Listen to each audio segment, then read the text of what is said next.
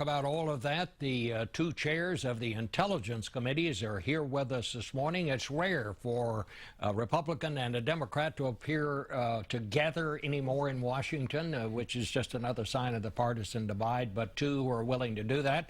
California Senator Dianne Feinstein, she's in San Francisco. Michigan Congressman Mike Rogers here in the studio. They chair the two intelligence committees. And Senator Feinstein, I want to ask you about what Samantha Power has just been talking about. But first, I have to ask you about this situation we have now, this thing that's blown up in the NFL. One of the players for the 49ers, your hometown team, Ray McDonald, charged with felony assault on his wife, yet he will be in the starting lineup out there today. How do you feel about all this and what's happening in the NFL? Well, I think I can speak for all of the women in the Senate by saying we're surprised, amazed, and very resolute to do something about it. Having said that, I'm an old 49er fan. I remember the glory days of the Niners when I was mayor at 5 Super Bowls. Terrific team.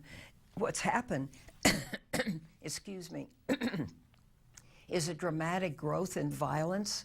And I think if you combine violence with alcohol in a social setting, you get a very unpredictable result. I think there is no place for this, period.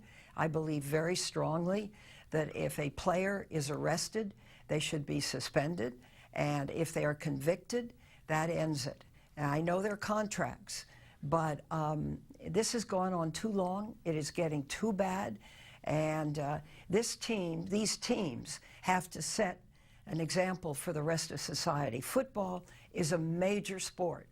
The NFL is a great league. I've known Pete Rozelle, I know Roger Goodell a little bit, but there has to be a strength in the league, and they have to project the values of what's right and what's wrong. And to let players continue to play after they've been convicted of what would be a felony, I think is a huge mistake. All right. Well, Mike Rogers, I want to ask you about something that happened here in Washington last night. And this, we keep talking about national security. A guy jumps the White House gate and actually gets into the White House before he's arrested. The president and his family were not there and all of that. But what needs to be done here? Well, again, one of the biggest problems in a static security force is atrophy of concern. And I think what you have seen is that they're not doing their audits, their checks, their test runs to make sure that people are up to the right standard. We see this a lot. It happens frequently in other places where there are static security forces. And it's just a matter of the Secret Service upping their game to make sure that they can maintain that every detail matters. A door locked, a quick reaction when somebody hits the fence and over the gate. And I think they're going to have to reinstate some of these ongoing checks about what activities they participate in. And when I'm talking about their self-audits on their security. The New York Times reports today that a Syrian terror group called Khorasan is more of a direct threat to the United States and Europe than ISIS. You have talked about this, Congressman Rogers, but it's not gotten much attention, I must say. I'd like to ask both of you.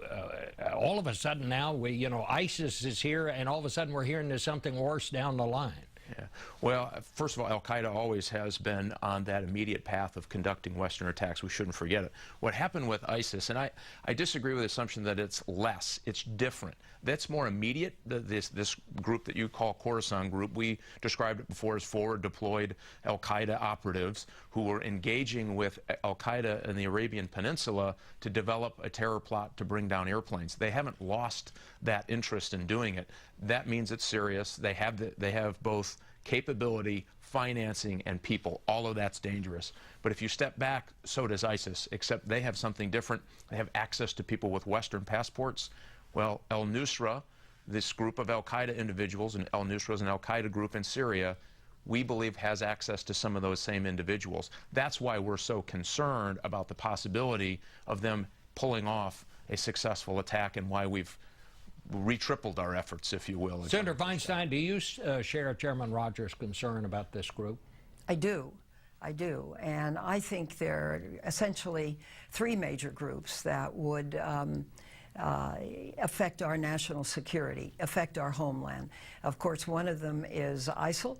Another is AQAP coming out of Yemen that has a bomb that goes through magnetometers, has tried to get 4 of those on different occasions into our country. And there is ISIL. Each one of these is capable one day, some sooner than later, of a strike against our country.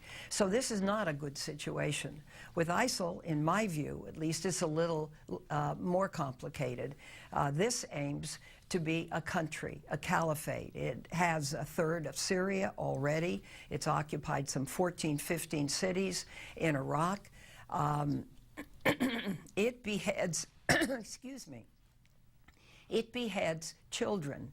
I have a picture of what I estimate to be a 6-year-old girl in a gingham party dress, white tights, a little red band around her wrist, Mary Jane's, and she's lying on the ground and her head is gone. This could be an American child, it could be a European child, it could be a child anywhere. And this is the mentality of the group that we are so concerned with. They have killed thousands. They are marching on. They have an army. They're well organized. Many of us believe they're aimed at Baghdad, perhaps our embassy there, and who knows what else. So the question, I think, comes, what kind of authorization of use of force we give the president. And when we go back after the election, that has to be a major point of debate. Well, let me ask you this then. The president keeps stressing there will be no ground troops involved in this. You heard me talking to Samantha Power about this very thing. Is the president boxing himself in here by stressing what we're not going to do? Should he be talking more about what we may have to do and that we have to do what's necessary here? Well, the president, excuse me, has a strategy. That strategy, I think, had something that was very special.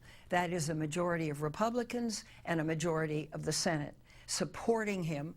And that's the first time I think this has happened in a long time. So it is something very special.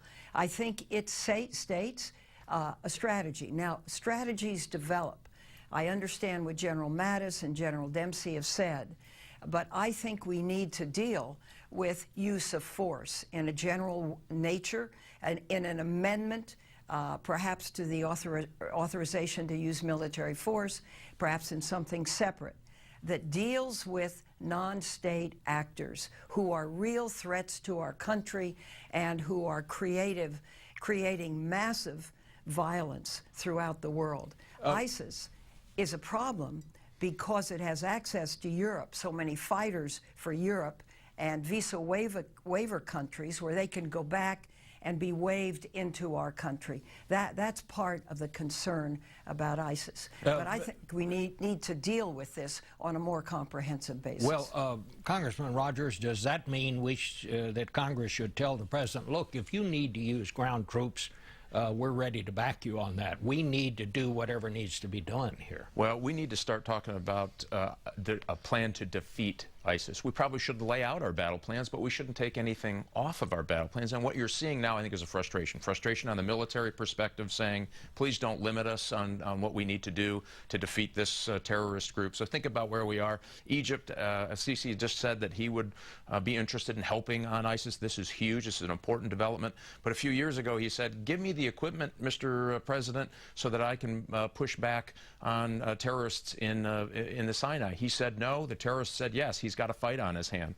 The Arab League partners came to us a couple of years ago and said, Mr. President, we need some help on fighting extremists in eastern Syria. The president said no. The terrorists said yes. Now they hold land about the size of Indiana in eastern Syria in Iraq. Poroshenko came to the United States of America, gave a inspirational speech about standing up for liberty, used our revolutionary motto, live free or die. The president said no, the Russians said yes. And so we've got to change this. We've got to get everybody at the table. I agree with Dianne Feinstein. We need to deal with this comprehensive. Stop saying no, start saying yes.